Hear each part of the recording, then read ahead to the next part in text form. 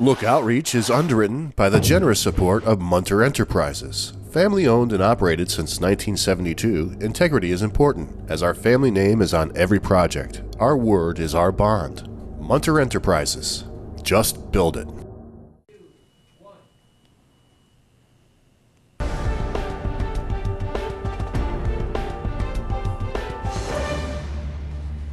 Welcome back, everyone. This is part two of my interview with Supervisor John Strough of Queensbury. In part one, we were trying to really frame what it's like for grant writing, what it was like to submit these grants, what it was like to get paid for these grants, all involving the Watershed Coalition and with the role that Dave Decker was playing in this. And when we left off, John, we were talking about, after all of this process and running the gauntlet of all of these different departments at state, that subject to review and subject to audit to just make certain that compliance issues are being met, correct? That's correct. Okay, so take us from there. So we would get occasionally a review from one of the people in the Department of State saying that they're not happy with the payment request and what was submitted for a payment request. We're the sponsor of the grant. We in turn, usually I took this and I said to the accounting department people, and they said, well, that's Dave Decker, he's the coordinator, and he's the one that has a relationship with the Department of State, and he's the keeper of the records. And that's the way it was set up. I mean, let's keep in mind, and I'll get back to this audit review thing, but we got to keep in mind that this relationship with the Department of State and this creation of the Lake George Watershed Coalition was unique.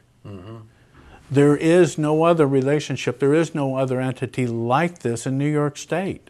It was set up for the purposes that we talked about in part one. Yeah, got it. But, all right, so to get back to this audit versus review, there's people that refer to an audit, but it's not a formal audit done by the comptroller's office with a certain prescribed program. Yes, right. This was more of a review. Okay. Yes, you could say it was auditing and use that informally, but most of the time what I got was never an audit, it was a review. So and it even says review at the top of the paper. Sure, John. Yeah. Now, so what happened? You got an unfavorable review. We got an unfavorable review. I would share that with the accounting office, Right. and I would share it with town attorney.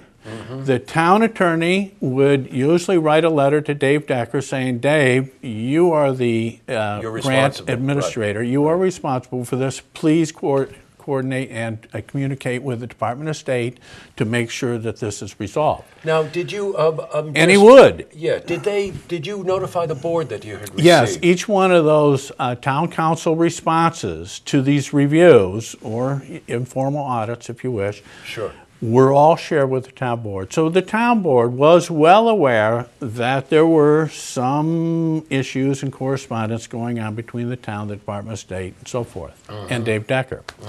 And in all of these, and here's like 3 inches We got a of paper. binder that's like 3 inches thick here. In every case, Yeah. Dave Decker was able to resolve with the Department of State the issues, and the payments were made. So it sounds to me that the responsibility here, backstep just a bit, you receive a letter from the state that's saying, we're doing a review and we've seen some discrepancies here we don't like.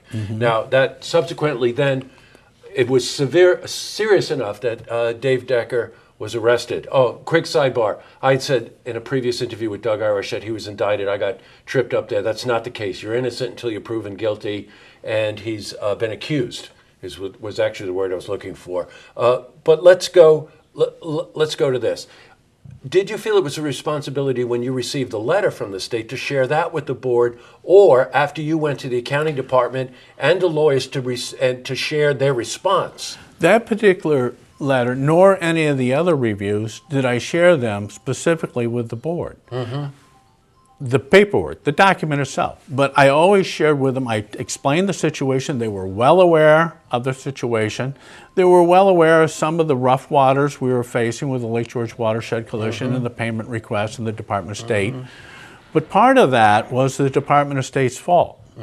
In 2014, then Deputy Secretary of State came to meet with me and the other people in the Watershed Coalition at my office and said, we're going to be changing things around. In the future, we want supplemental documentation, we want different documentation, and we want it all digitalized. So he said, well, don't worry about that now, but moving forward with future grants. Well, Matt Millay moved up to the second floor in the governor's office, and we had no Deputy Secretary of State for a while.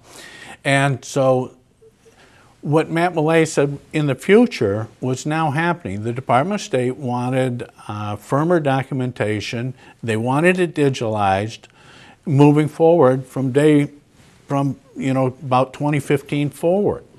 This sounds to me that's an awful lot of responsibility for one person. So I had read that you had, or the town board had come up with the recommendation that you hire someone as part of the grant process to help administrate this process. Yes. Well, part of the, all right. Keep in mind, yes, yeah, and I'll get to that. But keep in mind a few things that are going on at the same time. So we have the Department of State changing what they want for justification for their payment requests or PRs. They want it digitalized. They don't want it in hard document form. Right, sure. So there's changes going on in the Department of State.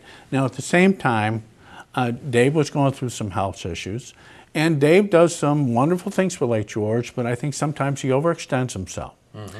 So, yeah. So I said to the Department of State, I said, can't we use part of the grant money for administering the grants? And they said, no, we don't do it that way. And I said, well, other state departments allow it. Now, in a subsequent meeting, they came back and they said, I've got good news for you, John. We're going to allow that. We're going to allow 15% up to $50,000 to be used for grant administration. And I said, with that understanding, we are allowed to pick our grant administrator. Because, traditionally for 18 years, it's been Dave Decker doing the grant administration, but I feel like sometimes he overextends himself. So... Okay, I'm going to just ask you to hold up for 1 second because I don't want to stop. There's a lot of very valuable information here, so believe it or not, we're going to do a part 3, okay? And I want to pick up when you hired the administrator, okay, John? Okay. All right, so to see part 2 of this interview with John Strough, you can head to our website, looktvonline.com.